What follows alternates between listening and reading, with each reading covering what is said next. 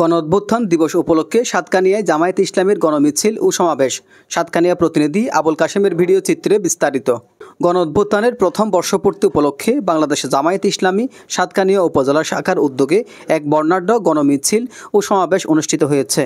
5 August 2025 মঙ্গলবার বিকেল 5টায় উপজেলার কেরানীহাট কেন্দ্রীয় মাঠে এই কর্মসূচি পালিত হয়। সমাবেশে উপজেলার বিভিন্ন ইউনিয়ন থেকে দলে দলে মিছিল নিয়ে উপস্থিত হন সহস্রাধিক নেতাকর্মী ও সাধারণ জনগণ।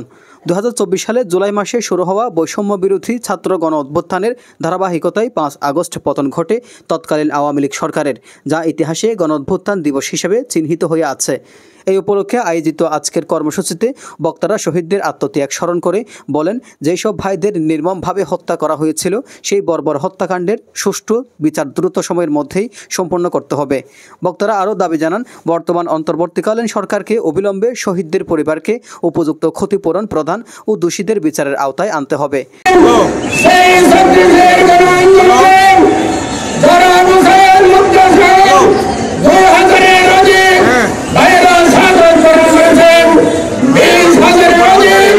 গণমিছিল ও সমাবেশ ঘিরে আইনশৃঙ্খলা পরিস্থিতি নিয়ন্ত্রণে রাখতে মোতায়েন ছিল বাংলাদেশের সেনাবাহিনীর সদস্য, সাতকানিয়া থানা প্রশাসন এবং অন্যান্য আইনশৃঙ্খলা রক্ষাকারী বাহিনীর বিপুল সংখ্যক সদস্য। সমগ্র অনুষ্ঠানটি শান্তিপূর্ণভাবে সম্পন্ন হয়। এজ নিজামুদ্দিন, ডেস্ক রিপোর্ট।